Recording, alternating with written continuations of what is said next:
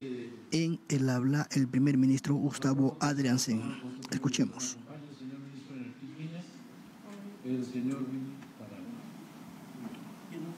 ministro de Economía y Finanzas, el señor ministro de Educación y el señor ministro de Desarrollo e Inclusión Social. Hemos estado haciendo una evaluación sobre lo que ha significado estas jornadas de paralización del día 10, 11 y 12, de las secuelas que esto ha tenido, y además hemos seguido con atención lo que viene sucediendo en el Congreso con relación a las leyes que se están discutiendo. En primer lugar, estoy en condiciones de informar a la prensa que el día jueves 10 se produjo una paralización que podríamos llamar significativa, que se desarrolló a lo largo de la jornada en un clima de absoluta tranquilidad y paz.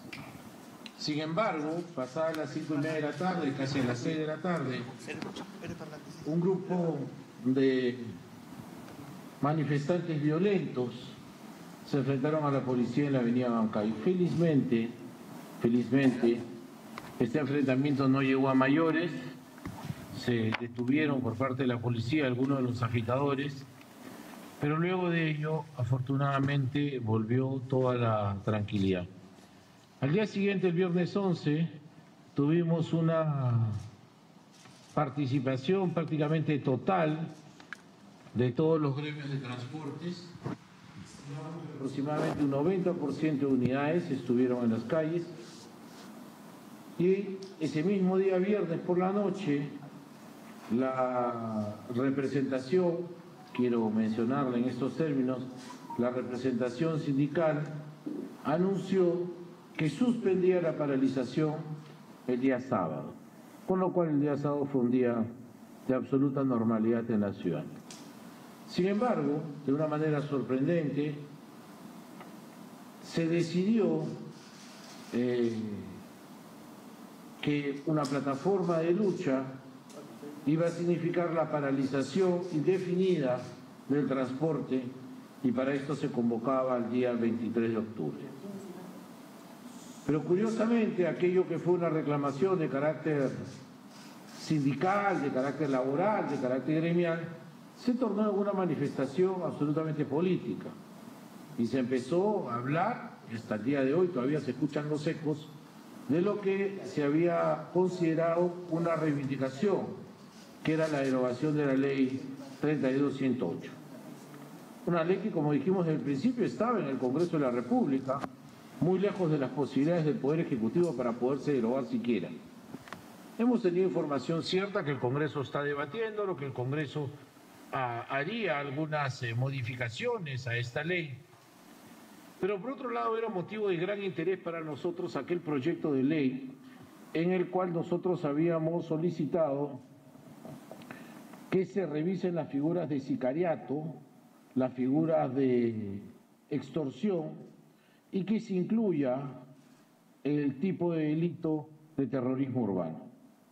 Lamentablemente, y a pesar de los esfuerzos del Poder Ejecutivo, no se ha tomado, por lo menos hasta este momento, en cuenta el pedido del Ejecutivo para que se tipifique como el delito de terrorismo urbano.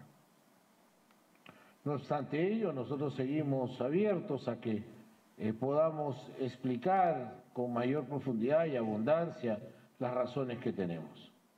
Nosotros creemos que a las cosas hay que llamarlas por su nombre, y lo que está ocurriendo es que hay terrorismo urbano.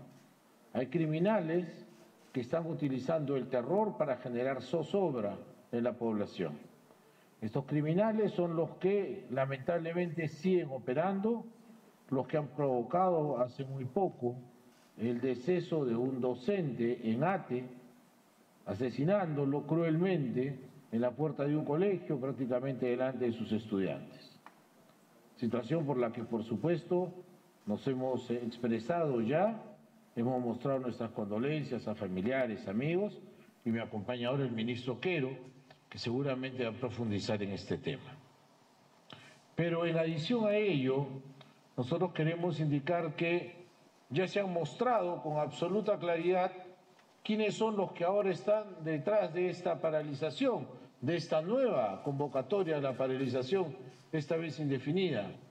Se han identificado personajes próximos al Felón Castillo. Se han identificado también personajes que están próximos al movimiento del candidato, o no sé si llamarlo candidato, de Antauro Humala, de ese partido. Entonces, que no se venga a decir aquí que no estamos frente a lo que es ahora una convocatoria de naturaleza política. Esto ha dejado de ser ya un llamamiento a una protesta que en algún momento se consideró hasta justa con motivo de los asesinatos que sufrieron cobradores y choferes.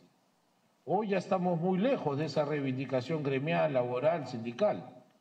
Hoy estamos más bien viendo cómo unos políticos oportunistas se han aupado a esta marcha, han distorsionado sus objetivos, los están instrumentalizando y ya no se puede hablar más de una reivindicación gremial. Estamos frente, sin duda, a una mera forma de activismo político, que lo están utilizando además malamente para pretender desestabilizar el gobierno y con ello ofender los logros que hasta ahora tenemos.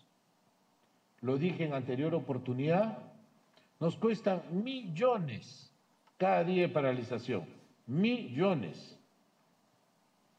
Las empresas dejan de trabajar, las industrias dejan de trabajar, los emprendedores dejan de trabajar, los trabajadores no se pueden movilizar, los estudiantes de la educación básica no pueden ir a la escuela, los estudiantes de educación superior, universitaria y no universitaria no pueden ir a trabajar.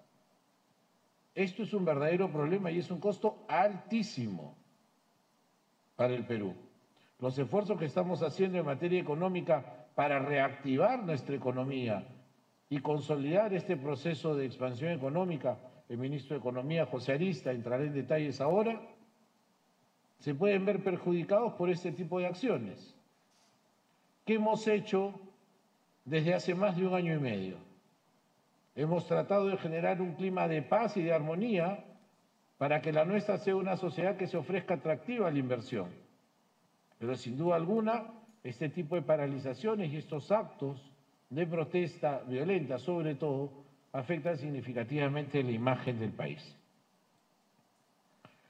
Luego de ello, tuvimos ocasión de escuchar con profunda satisfacción, tengo que decirlo en esos términos, lo que ha significado la captura de Iván Quispe Palomino, un delincuente terrorista con requisitorias vigentes y que ha sido capturado. ¿Dónde ha sido capturado? En el distrito de San Juan del Lurigancho, distrito que está declarado en emergencia. ¿Y en qué circunstancia fue capturado? Cuando se desarrollaba el Plan Amanecer Seguro, que forma parte del plan de acción de la Policía Nacional para enfrentar la violencia. La declaratoria de emergencia podemos afirmar entonces que ha sido acertada y el plan de desarrollo Amanecer Seguro lo es también. Pero a pesar de ello hay una profunda mezquindad que niega que esto pueda considerarse también un éxito. Pero además de analizar estas situaciones de lo que han sido las paralizaciones, lo que eventualmente se podrá hacer, no me acompaña o no nos acompaña en este momento el ministro del Interior como estaba previsto, porque el Consejo ha durado hasta esta hora, tardísimo, porque el ministro del Interior ha tenido que ir a atender una reunión que tiene con la Sociedad Nacional de Industria y con los gremios de transporte en el esfuerzo del gobierno para evitar una próxima paralización. Pero estuvimos también hoy día analizando los efectos de los incendios forestales. Seguramente quienes están aquí se acuerdan de los incendios forestales. Hoy eso ya no es noticia. Claro, no es noticia porque ya apagamos todos los incendios. Nos ha costado mucho esfuerzo y también declaramos hasta 4 regiones en emergencia y eso nos permitió poder actuar en esas regiones. Habían voces que nos decían que teníamos que pedir ayuda humanitaria, nosotros les decíamos que no era necesario, como en efecto no fue necesario. Nuestras Fuerzas Armadas, Policía Nacional, bomberos, guardabosques, la sociedad organizada, INDECI, desplegando todas sus capacidades, han permitido que hoy día tengamos esta situación de 0 incendios. Ahora, digo 0 incendios, seguramente mañana van a decir ustedes que hay un incendio en Amazonas, sí pues, porque lamentablemente apagamos todo y vuelven a prender. Entonces, a través de sus ondas nuevamente, pedir encarecidamente a la población que cese con las quemas de los pastos. A Dios gracias, ha estado lloviendo en muchas regiones y eso está impidiendo que siquiera se puedan prender esos pastos. Pero por favor, este llamado especial para ello. Luego también, en el marco de nuestro Consejo de Ministros, hemos tenido ocasión de escuchar varios temas de interés muy particular para nosotros. Por ejemplo, hemos aprobado proyectos de decretos supremos que tienen que ver con las perspectivas que estamos nosotros desarrollando en temas de fronteras, en temas de conservación. Hemos tenido la oportunidad de aprobar también una resolución suprema que designa a la embajadora Ana Rosa Valdivieso como nuestra representante permanente ante la OCDE en París. Una actividad muy importante, la embajadora Valdivieso ha estado trabajando aquí, en esa misma área, y hoy día va a París como nuestra agregada y representante para estas materias. Pero hemos tenido oportunidad también de escuchar los informes que desde los ministerios ha presentado, en especial el ministro Midis, Julio de Martini, nos ha presentado un informe sobre la pobreza sumamente importante, y todo esto en el marco también del Día Internacional de la Alimentación. Muy bien, yo sin más voy a ceder el uso de la palabra al señor ministro José Arista, quien tiene para nosotros detalles del crecimiento de la economía y la producción nacional por quinto mes consecutivo. Quinto mes consecutivo que vamos adelante, que estamos controlando la inflación en un dígito, lo cual ya marca un hito significativo en la región. Señor ministro, tiene usted el uso de la palabra. Muchísimas gracias, presidente. Muy buenas tardes a todos ustedes y a todos sus oyentes que nos escuchan a lo largo y ancho del país.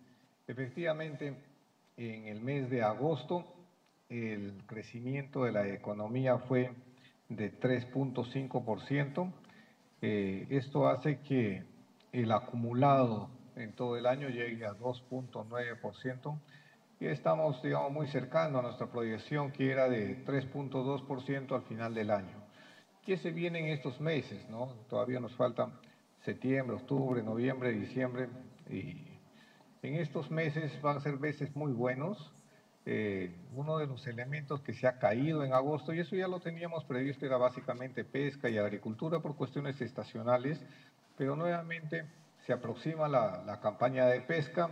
Estamos monitoreando la información que nos están dando las embarcaciones que nos envían la información respecto a la cantidad de cardúmenes que existen, y próximamente, en 1 o 2 semanas, ya se estará autorizando la salida de las embarcaciones para la campaña de pesca en la última etapa del año, y esto nos va a levantar también la producción de los últimos meses, ¿no? Así que yo creo que con sobrada razón vamos a llegar al 3.2% y con expectativas positivas al alza. Respecto, ¿qué significa esto, no? Dentro del contexto latinoamericano. Yo les comento un poco ahí, miremos un poco cómo están los vecinos, ¿no? Estamos... por ejemplo, Chile tiene 2.4%, Colombia 1.7%, Bolivia 1.7%, Ecuador 0.6%, Argentina menos 3.6%. O sea, el contexto latinoamericano está complicado, ¿no? Y en ese contexto complicado, Perú está creciendo a tasas por encima del 3%, y eso está muy bien, ¿no? En los meses de septiembre, el mes de septiembre viene bien. Por ejemplo, nuestra recaudación tributaria, que para mí es el indicador más fiable, ha crecido a 2 dígitos. Hemos crecido a una tasa de 11.5% en términos reales. Y esa es una buena tasa y nos está diciendo que el mes de septiembre también viene bien, ¿no? ¿Qué significa esto en términos de empleo, en términos de reducción de generación de empleos? Los puestos formales, debido a este crecimiento que hemos tenido, aumentaron en 2.4%, un equivalente más o menos en el número de trabajadores de 139.500 nuevos puestos de trabajo, y en el año ya tenemos un acumulado de 1.6%. El empleo formal en el sector privado, como les digo, se incrementó en esta tasa, y el ingreso promedio, o sea, no solamente se incrementó el número de empleo, sino el ingreso también. El ingreso promedio se incrementó en 3.5%. Cuando vienen estas olas positivas, evidentemente hay crecimiento, hay mayor empleo, aumento en salarios, aumento en sueldos, aumento de oportunidades, y evidentemente también se reduce la pobreza, ¿no? Ya para fines de año, para el próximo año ya tendremos los reportes de cuál es el impacto de este crecimiento respecto a la pobreza. Pero no es solamente eso, ¿no? Cuando uno habla de Perú, habla de un optimismo enorme. Cuando uno ve, por ejemplo, las estadísticas, las encuestas que realiza el Banco Central a todos los empresarios o a un grupo de empresarios, es una muestra. De los 12 indicadores de expectativas, hasta hace algunos meses teníamos muchos de ellos en el rango negativo, aprobábamos con 7 u 8, pero desde hace 5 meses el nivel de optimismo es muy elevado. De los 12 indicadores, 12 de ellos están en el rango optimista. La verdad es que el empresariado está muy consciente de todas las oportunidades que se están abriendo en el Perú. Uno mira la balanza comercial. La balanza comercial desde hace, 6, 7 años ha mostrado un superávit positivo siempre, ¿ya? Pero en este último año en particular, el nivel de superávit que tenemos en la balanza comercial es muy por encima de lo que hemos tenido en los años anteriores. Y esto se explica por los buenos precios y también por las exportaciones agrícolas que tenemos. Perú en ese sentido ya ha roto ese nivel que algunos decían que nos asusta, que no pasábamos los 11.000 millones. Bueno, estamos muy cerca o estamos pasando los 11.000 millones en las proyecciones de exportaciones agrícolas para este año, y eso es bueno.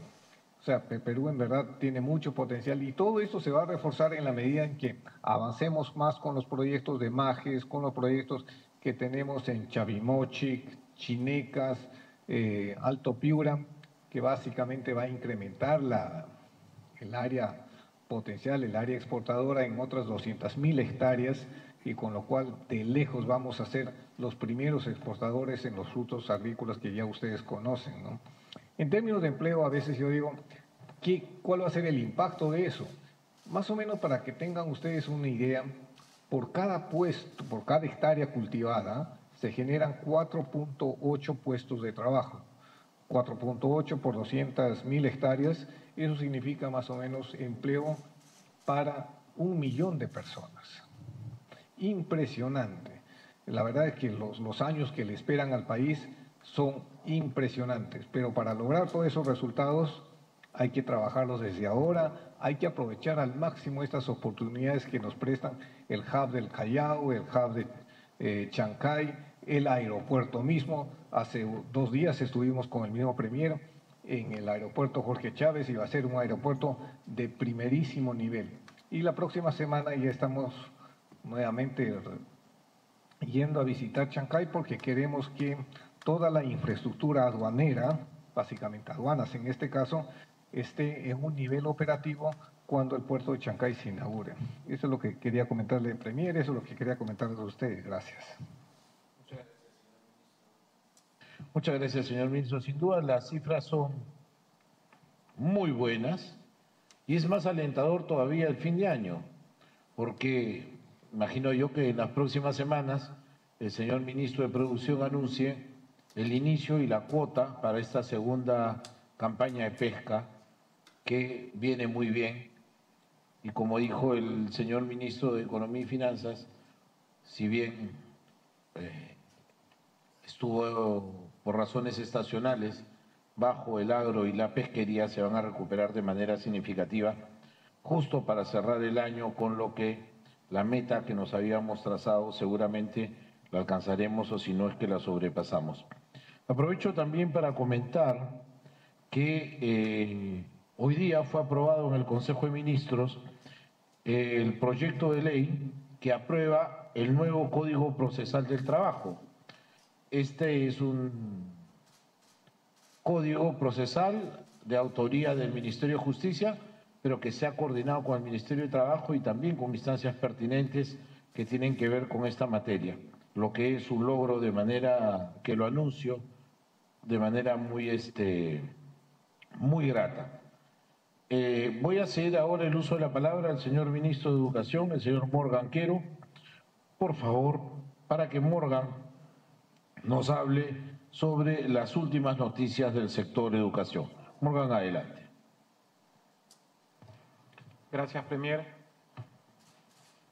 Reiterar nuevamente las condolencias a la familia del docente Julio César Pacheco Pimentel. Reiterar que hemos atendido a toda la familia que lamentablemente ha perdido a su padre, a su pareja. También su pareja actual es docente de otra institución educativa.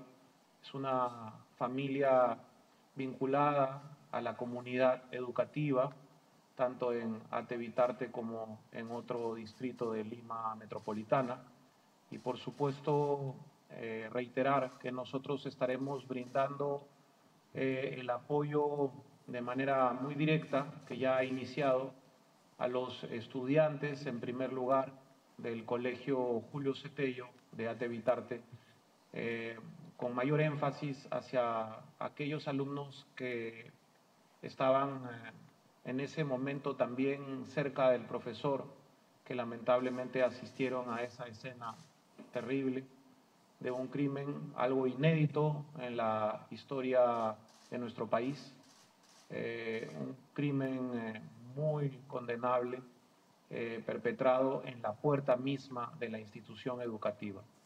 Nosotros estamos reforzando, redoblando el mecanismo de vigilancia, de trabajo articulado con el Ministerio del Interior a través de las brigadas de autoprotección de los padres en más de 2.000 instituciones educativas en Lima Metropolitana, en donde habrá un responsable directo de estas coordinaciones que se harán a través de la Dirección Regional de Educación de Lima Metropolitana. Y por supuesto vamos a pedir un apoyo especial de nuestra Policía Nacional en los colegios públicos en Lima Metropolitana, en donde hay mayor incidencia de riesgos, o en los distritos que están declarados en estado de emergencia. Hasta ahí, señor Premier, sería a reserva de lo que tengan los colegas de la prensa, los amigos de la prensa, bien a preguntarnos. Muchas gracias, ministro. Fíjense, nosotros no hacemos sino aprovechar esta ocasión para aunarnos a las expresiones de condolencia y de solidaridad que ya en su momento el señor ministro de Educación hizo llegar a los familiares y a los deudos del docente fallecido. Nos conmovió de manera significativa este hecho y por supuesto nos preocupó que se haya producido en la entrada del centro educativo y además en presencia de los estudiantes, pero estamos trabajando en ello. Ya el ministro lo ha dicho, se está brindando el soporte psicológico que requiere en situaciones como esta, y vamos a seguir del lado del magisterio, un magisterio en el que nosotros creemos y un magisterio al que nosotros apoyamos de manera significativa.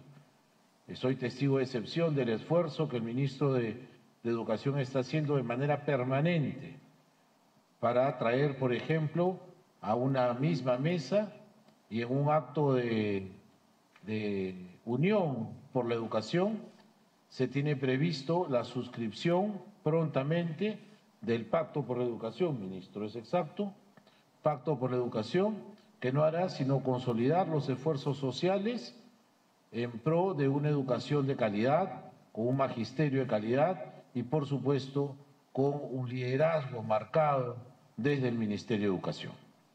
Voy a ceder el uso de la palabra ahora a nuestro ministro de Desarrollo e Inclusión Social, Julio de Martínez. Adelante, Julio. Muchas gracias, Premier. Muy buenas tardes con todos y todas, señores medios de prensa y por su intermedio a nuestros compatriotas. 3 puntos importantes que informar. El primero, hoy día se celebra el Día Mundial de la Alimentación, como lo ha dicho nuestro Premier. Y es importante recordar, este es el Día Mundial que desde los años 80 se viene celebrando, sobre todo para que tomemos conciencia en el mundo sobre la brecha que hay todavía de hambre y que tenemos que ir cerrando poco a poco. Adicionalmente, todo esto nos lleva a pensar y fortalecer las políticas de seguridad alimentaria. Y en ese sentido sí es importante informar algo que este gobierno está fortaleciendo de manera permanente y como nunca antes. En el tema de seguridad alimentaria, recordar que la seguridad alimentaria se mide a nivel internacional por 3 dimensiones: la disponibilidad de los alimentos, el acceso a los alimentos y el consumo de estos alimentos. El Ministerio de Desarrollo e Inclusión Social sobre todo se enfoca a la dimensión del acceso a los alimentos. Y en ese sentido nosotros intervenimos de manera directa a partir de intervenciones sociales y de manera indirecta a partir de la intervención descentralizada que hacen los gobiernos locales. Y ahí yo creo que estamos trabajando de la mano, no solamente con los gobiernos locales, sino sobre todo y principalmente con las organizaciones sociales de base. Hay 3 programas nacionales descentralizados que son importantes. El primero, lo conocemos, es el programa de vaso de leche. El segundo son los comedores populares que están dentro del programa de complementario de alimentación. Y el tercero, a partir del COVID, el nacimiento de las ollas comunes. Bueno, en todos estos casos nosotros venimos trabajando y fortaleciendo esas intervenciones como ningún otro gobierno. Recordad que los comedores populares existen hace más de 30 años.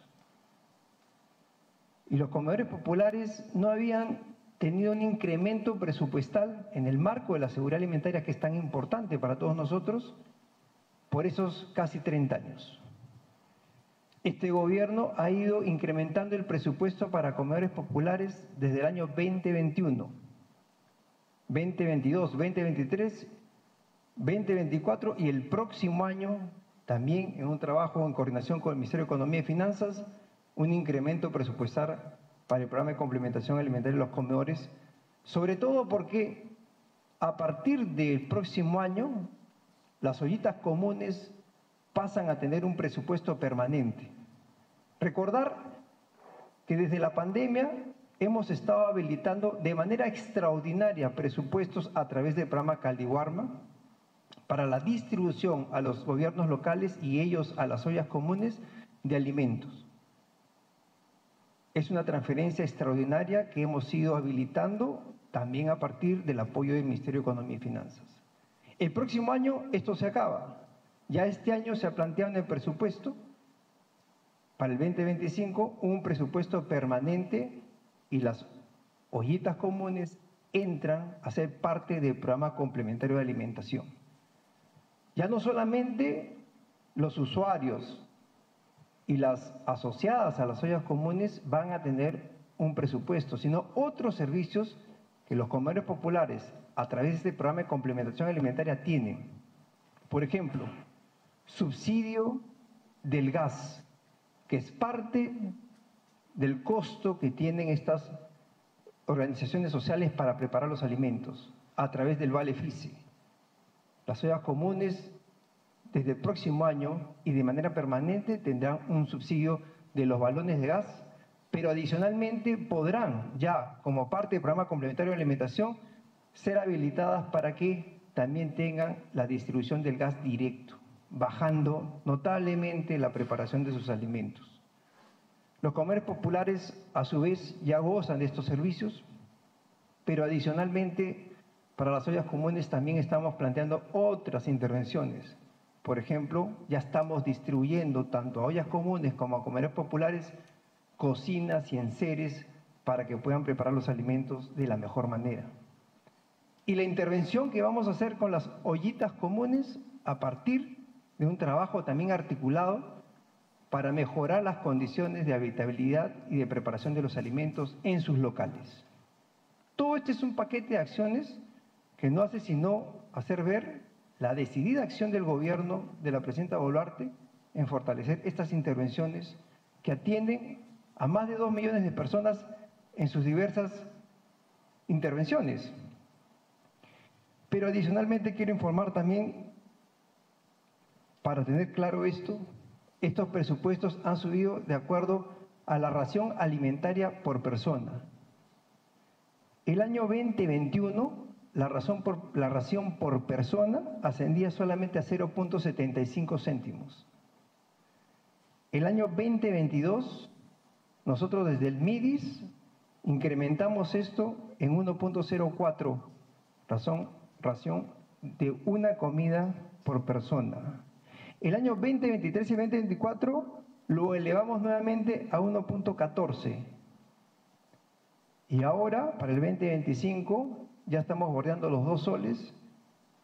No cerramos todavía, seguimos trabajando con el MEF, pero ya está consolidado un poco más de 1.70 de ración para comedores populares y ollas comunes. Esto engloba un presupuesto de más de 500 millones de soles solamente para alimentación en el programa complementario de alimentación de comedores populares y ollas comunes. Como nunca antes, el presupuesto para este programa el 2021 solamente ascendía a 118 millones de soles. El próximo año este presupuesto va a ser más de 500 millones, asegurando una alimentación. Por supuesto que todavía tenemos que seguir incrementando este presupuesto, porque lo ideal sería llegar, obviamente, a la información que el INDEI arroja de una ración alimentaria de más de 2.50 soles por persona. Pero recordar también que este programa de alimentación complementaria parte del trabajo social y solidario de miles de mujeres en todo el Perú, que adicionalmente a recibir estos alimentos y subsidios que vamos a dar en efectivo el próximo año, ellas tienen un cobro sobre los menús que preparan para estas personas más vulnerables. Totalmente subvencionado, muy bajito, entre 2,50 soles a 4 soles. Y ese capital es rotativo, es parte de la elaboración de su presupuesto para preparar estos alimentos. Por eso es importante informar que este gobierno, como nunca antes, ha incrementado los presupuestos en estas 2 intervenciones, pero adicionalmente con la firme convicción de que esto se siga mejorando, porque siempre va a haber un factor de precios que cada año varía.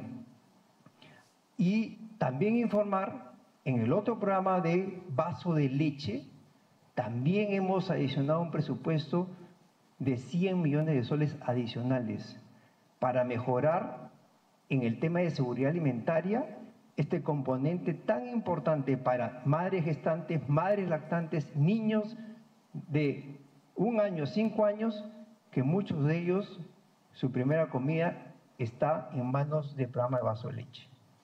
Entonces, esto es importante señalarlo porque es un esfuerzo de todos los peruanos para hermanas y hermanos que necesitan de esta seguridad alimentaria. Adicionalmente, también es importante, y quiero resaltar acá, y en este Día Mundial de la Alimentación, sobre todo, quiero saludar a las miles de mujeres, dirigentes y socias de los comedores populares, dirigentes y socias de las ollas comunes, dirigentes y socias de los vasos de leche, que cada día alimentan a más de 2 millones de personas a partir de un trabajo solidario. Y quiero aprovechar también, porque hemos sido testigos todos de un hecho execrable en un programa que también contribuye a la seguridad alimentaria, que es el programa Caliwarma. Y acá hay que reconocer y quiero felicitar a la Unidad de Investigación de Frecuencia Latina, el programa Punto Final, que en un trabajo de investigación ha detectado una red de corrupción dentro del programa. Nosotros hemos tomado las medidas más estrictas sobre esto, porque no vamos a tolerar ni que empresas privadas, mucho menos funcionarios o trabajadores públicos, puedan estar burlando sobre todo la alimentación de los niños y niñas del Perú. Por eso, inmediatamente hemos destituido no solamente a las personas que ya están denunciadas ante la Fiscalía, sino a todos y cada uno de los jefes territoriales donde esto se ha venido aconteciendo. No queremos, ni por duda, tener personas que se vean comprometidas en actos de corrupción con la comida de los niños y niñas del Perú. Adicionalmente, hemos entrado con la Fiscalía, hemos pedido su colaboración. También tengo que agradecer al Ministerio Público porque el día lunes pasado, intervenido el mismo programa. Y ya en las investigaciones están apareciendo otras personas que podrían estar involucradas, donde estamos pidiendo todo el peso de la ley. Pero no solamente eso. Hemos suspendido, detenido el consumo, la distribución de todos estos productos. Y estamos en pleno procedimiento para que esta empresa nunca más provea, no solamente a Caliwarma, sino al Estado. Y las denuncias penales correspondientes a quienes tengan esta responsabilidad. No podemos jugarnos con la alimentación de los niños más vulnerables.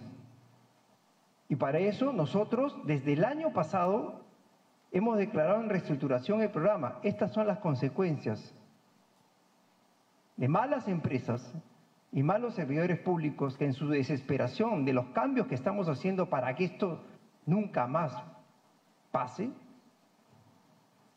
han querido burlar esta seguridad alimentaria a partir de Caliwarma. No lo vamos a permitir. Estamos tomando otras medidas adicionales, sobre todo pidiendo la asistencia ya de organismos de control internacionales, y adicionalmente estamos firmando convenios con el Ministerio de la Producción a través de INACAL para que ya no como otras veces se haga aleatoriamente una cruce de información, sino de todos y cada uno de los productos de Caliwarma en línea, garantizar la certificación. Igualmente con el Ministerio de Salud a través de DIGESA, de la misma manera con el Ministerio de Agricultura a partir de SENASA, todas las medidas necesarias que se tengan que dar para que un programa tan importante, porque hay que reconocer, no quiera ser burlado por mal.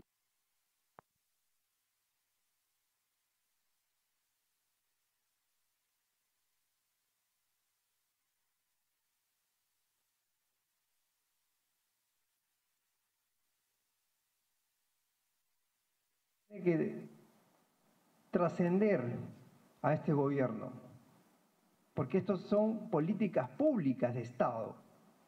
Y por eso hoy hemos propuesto en el Consejo de Ministros el informe y la aprobación de una estrategia contra la pobreza urbana, que ya la señora presidenta en su discurso de orden del 28 de julio informó a la nación de que esto iba a ser abordado por primera vez en el Perú.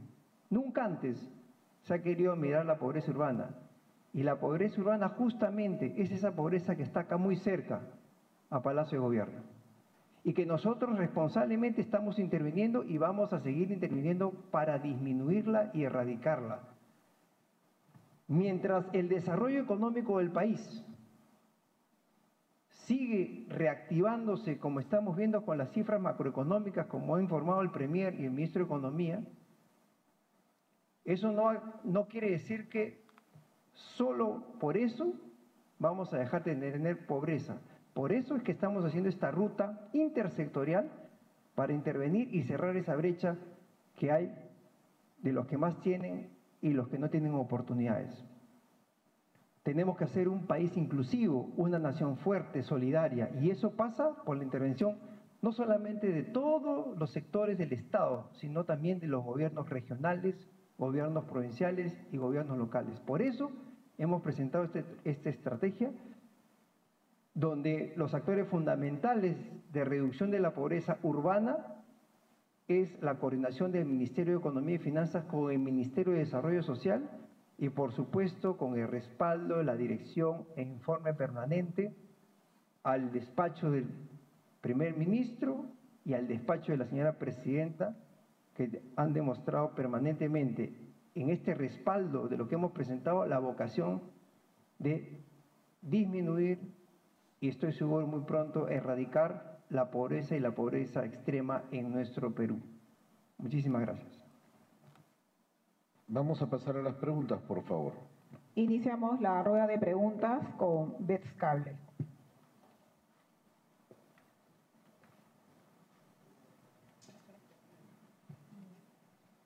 Muy buenas noches, ministros. Premier Adriansen, dado que hasta el momento no hay resultados concretos y han ocurrido más de 20 muertes desde que se declaró el estado de emergencia, los asesinatos y las extorsiones continúan y la población sigue sintiéndose insegura. Están evaluando la renuncia del ministro del Interior, Juan José Santibáñez, y hasta cuándo van a esperar para ver cambios efectivos si las muertes y la delincuencia no cesan. Gracias.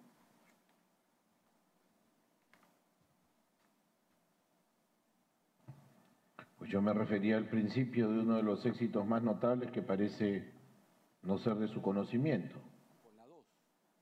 Hoy día se ha dado cuenta de la captura del delincuente terrorista Iván Quispe Palomino y se ha dado cuenta de su captura en uno de los distritos declarados en emergencia, San Juan del Lurigancho, y se ha dado cuenta de su captura en un control de identidad en el marco de los planes Amanecer Seguro.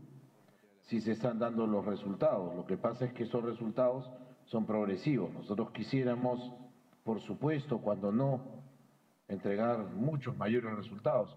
Pero yo creo que los resultados se pueden ver además con cómo ha decrecido. Yo no siento de que la cifra esté desbordando como en algunas ocasiones he escuchado.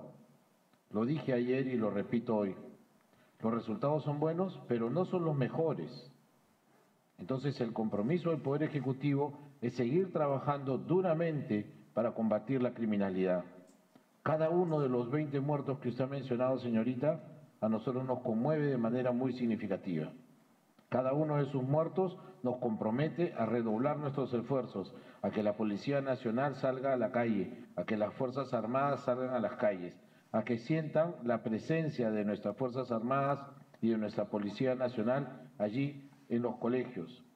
Quisiéramos tener 14.000 efectivos para poner siquiera un policía en cada colegio de Lima, pero no tenemos esas capacidades. ¿Pero qué podemos hacer? Trabajar en patrullaje, organizándonos. Podemos ir avanzando en las mañanas, que son la hora de más congestión, a las horas de la salida de los centros educativos. ¿Qué más podemos hacer? Lo había dicho yo ayer y lo repito hoy día. Ustedes habían dado cuenta de esta declaración. Nosotros estamos seguros que tenemos que seguir avanzando en este esfuerzo. No descartamos, porque algunos de sus colegas lo habían preguntado, que tengamos que incrementar algunos otros distritos dentro de la declaratoria de estado de emergencia.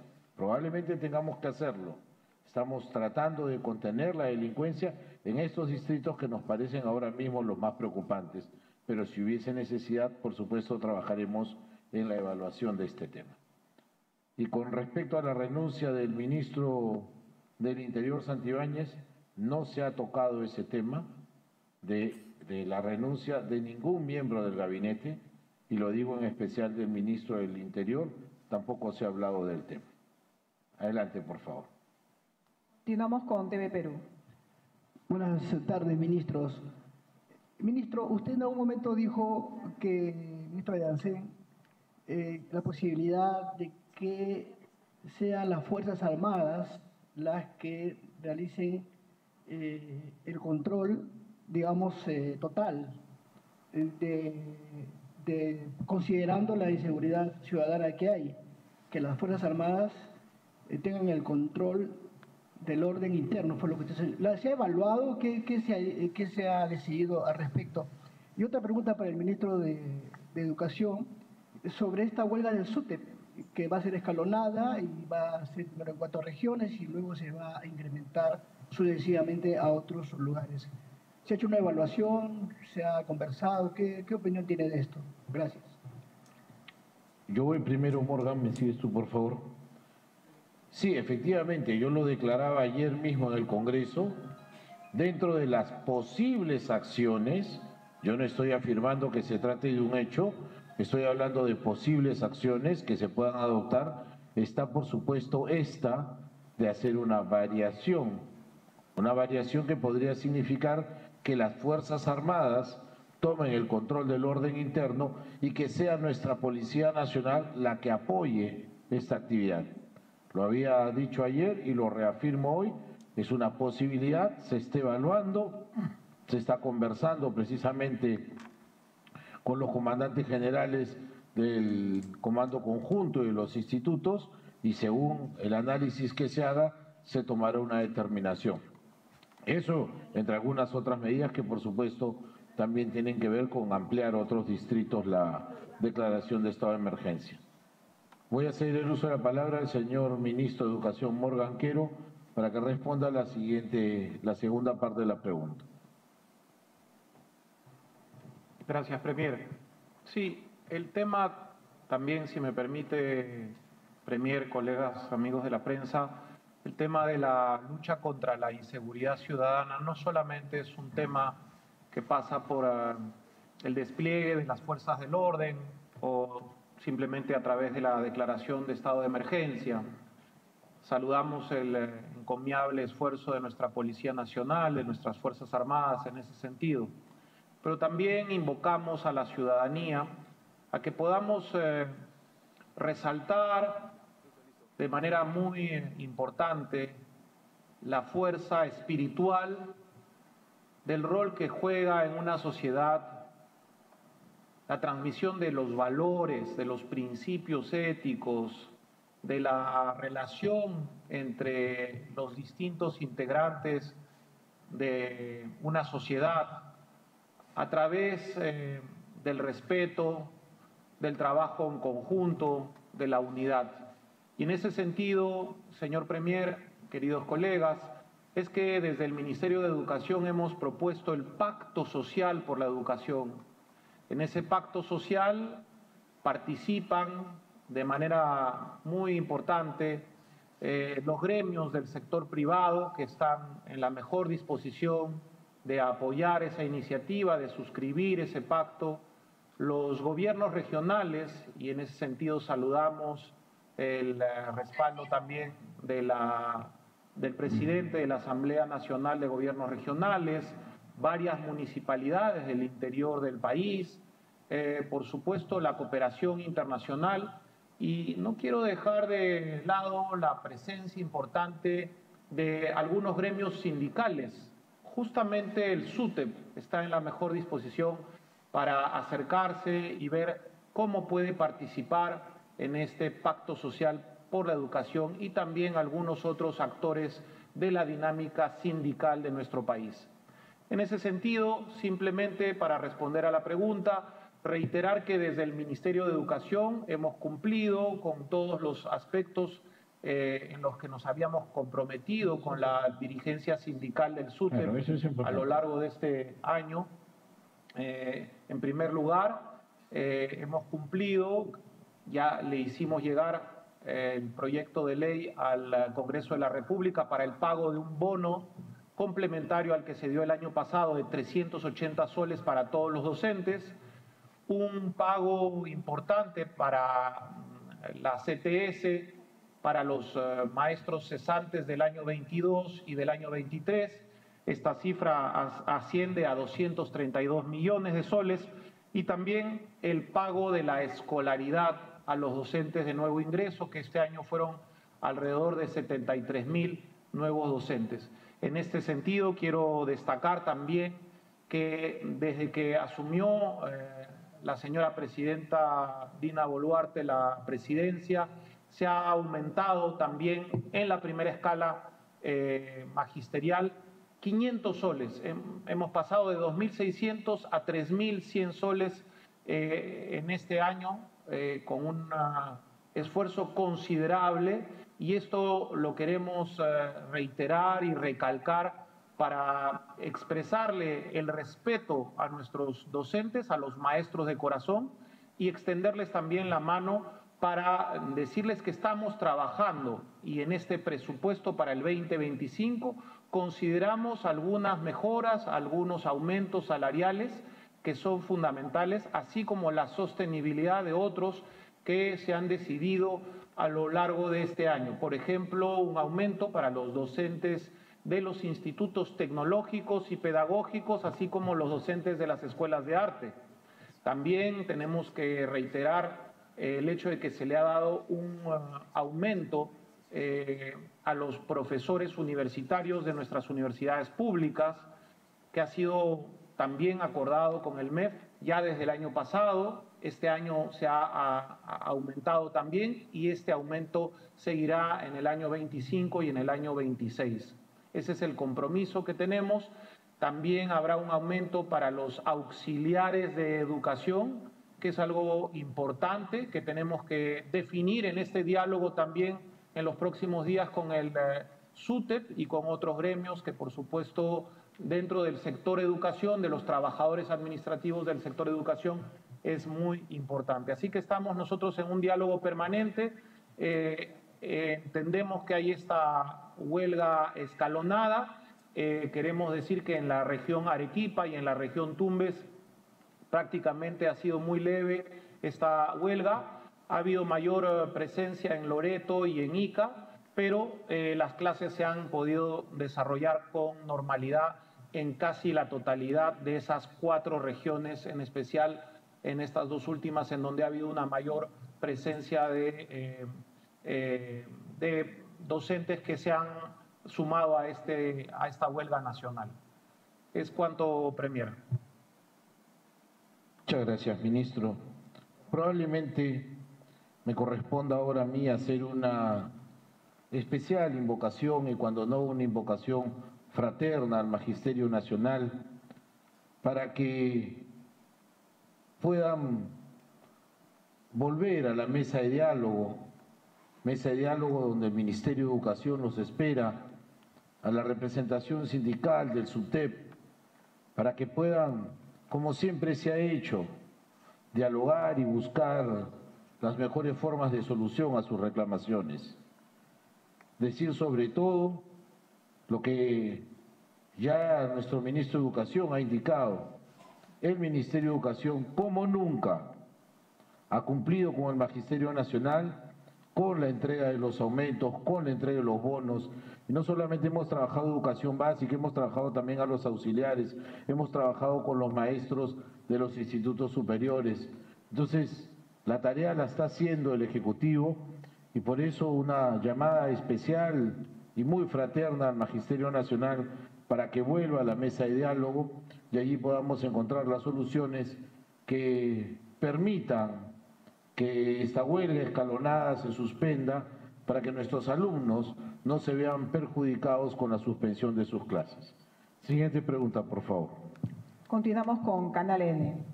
¿Qué tal? De Canal N. Señor Gustavo Adriancén, mi pregunta es en base a Petroperú. Premier, ha pasado más de un mes y aún no se nombra el directorio de Petroperú. Finalmente, ¿se sabe cuándo se sabrá acerca de los nuevos miembros?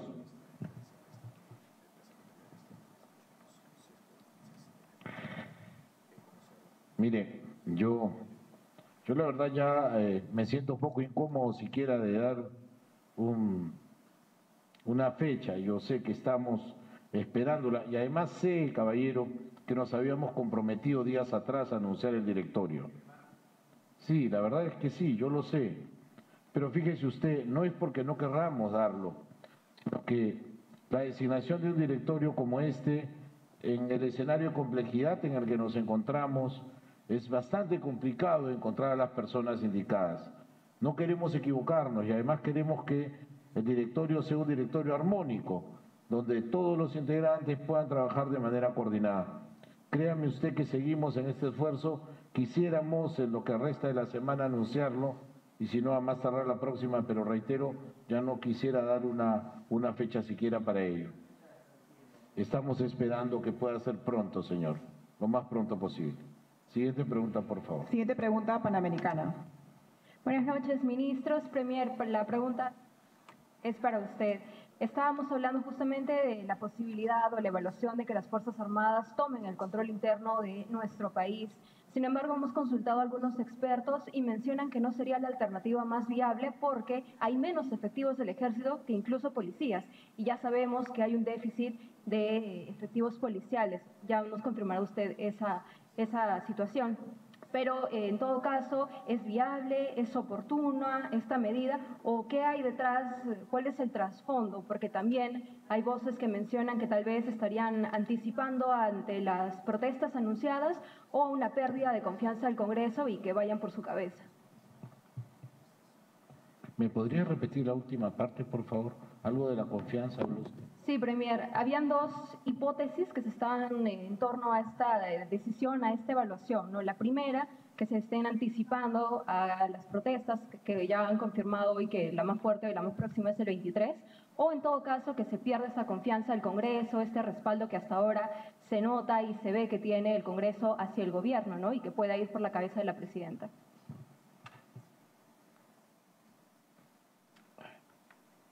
Mire usted,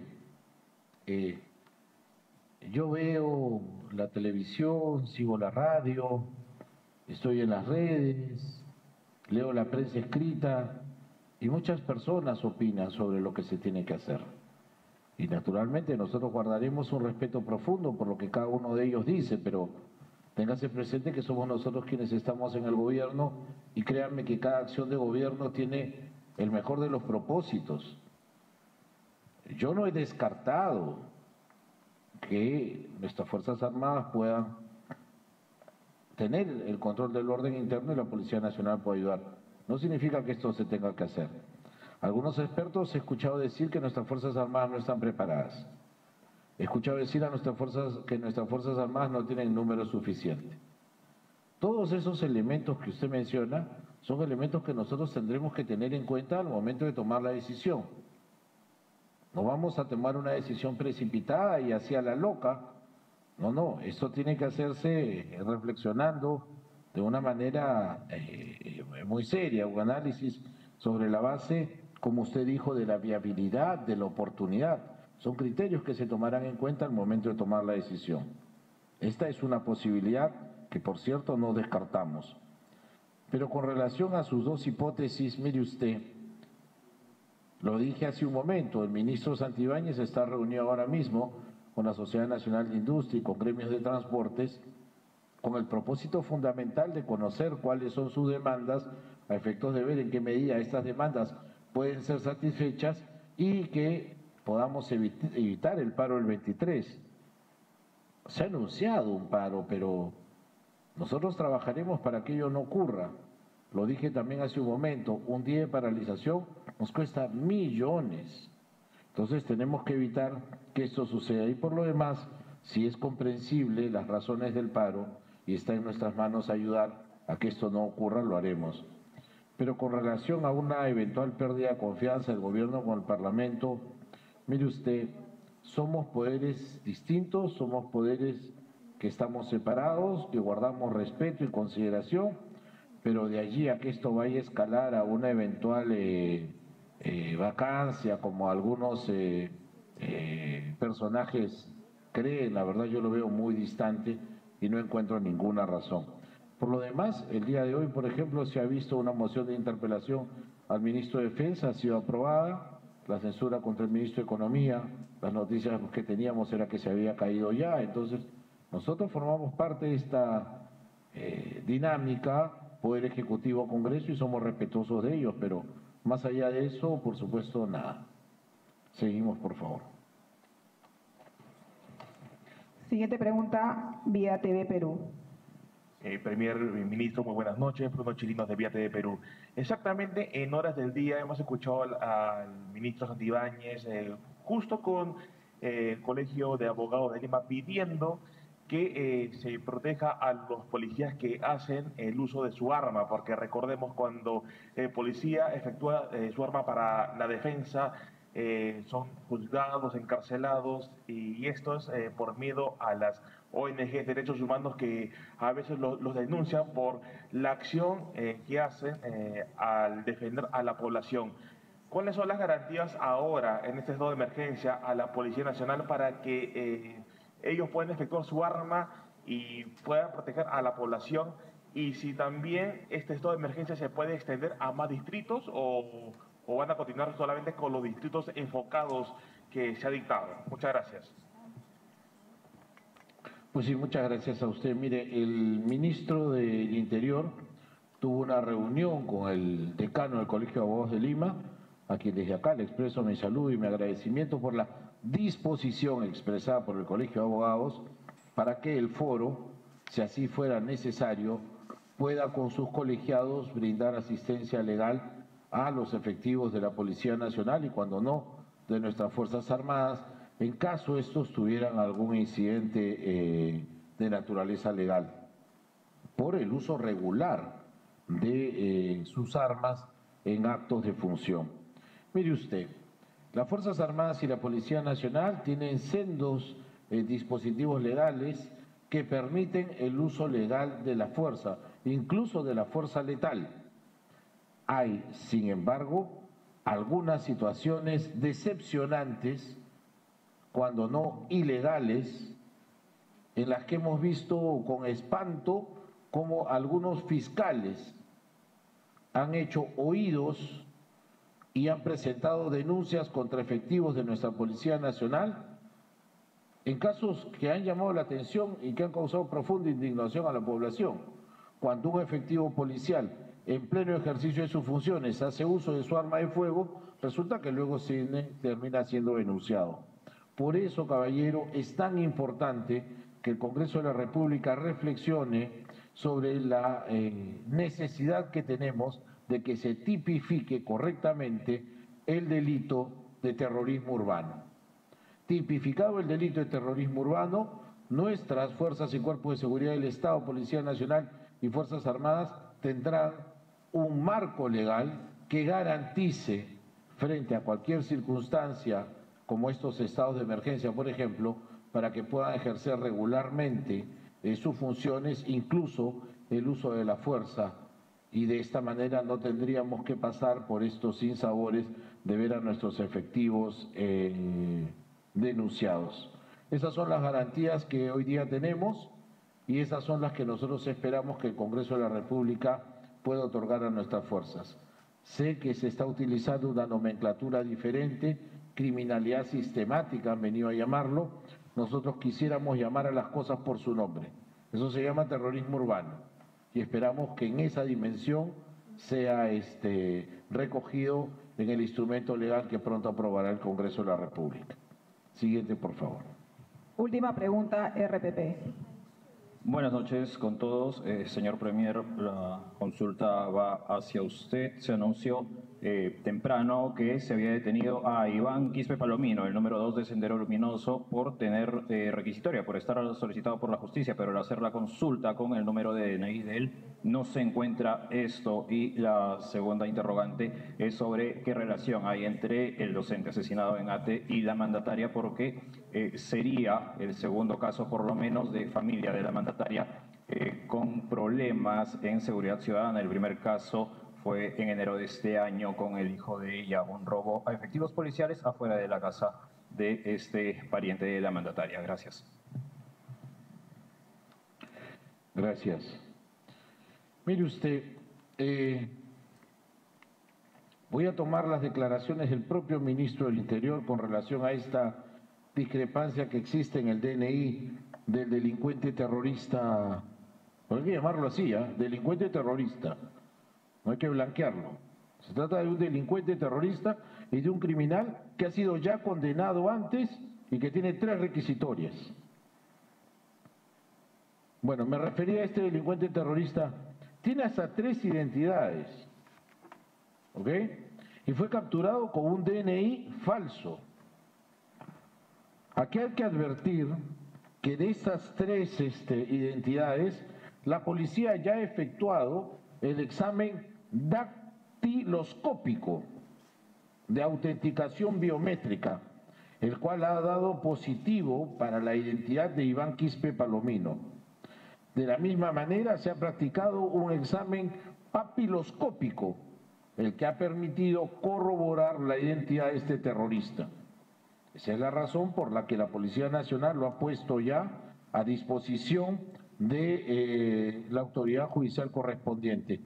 Y además se ha hecho público ya el oficio de la DIRINCRI, por medio del cual se remite el resultado de identificación a través del lector biométrico, reseña, toma de impresiones papilares para su inserción en el sistema de identificación dactilar AFIS, requisitorias, y dice vigente y positivo para Iván Quispe Palomino, por el motivo que se indica, y este señor tiene una requisitoria vigente. Por allí también escuché decir a alguien que en 2006 se había retirado y no sé qué historias. Pues no es exacto. Tenemos requisitorias del año 2016 y es precisamente por la que se le está deteniendo a este delincuente terrorista. Se ha hecho la consulta dactilar, se ha dado la ficha de identificación papiloscópica, el reporte del Registro Nacional de Identificación y Estado Civil, se ha presentado el número de requisitorias vigentes 2013, 2015, 2013 y esta que había mencionado del año 2016, que no la encuentro ahorita aquí, pero que la pueden verificar también, fue la información que nos llegó. Y les digo lo último, esto ha sido remitido el día de hoy 16 de octubre, hacia el inicio de la tarde. Me preguntaba también usted sobre una declaración según la cual el docente fallecido tendría algún parentesco con la señora Presidente. Mire usted, querido amigo, más allá del parentesco que pueda existir o no, me voy a referir a él inmediatamente, sin importar que ese parentesco pueda existir o no, cualquier docente que haya sido víctima, como el finado, de un acto tan execrable como este, nosotros, por supuesto, nos conmovemos y nos hacemos de la responsabilidad de identificar a los responsables. Pero con relación al tema concreto de esta presunta vinculación familiar con la señora Presidenta, permítame indicar que hoy día los medios de prensa, sus colegas, han entrevistado vía Latina, vía Cuarto Poder, vi también varios canales entrevistando a la pareja del señor, y ella expresó con absoluta claridad que no había ningún tipo de parentesco con la señora Presidenta, que eso es lo de menos, caballero, es lo de menos. Cualquier docente, en cualquier circunstancia, pariente o no, no tiene por qué sufrir un atentado de esta magnitud, y el compromiso del Estado y del Gobierno de la Presidenta Dina Boluarte es trabajar con la Policía Nacional y las Fuerzas del Orden para dar con los autores y meterlos a la cárcel. Hemos terminado, muchísimas gracias, tengan buenas tardes. La conferencia ha concluido. Gracias a todos por su presencia. Buenas tardes.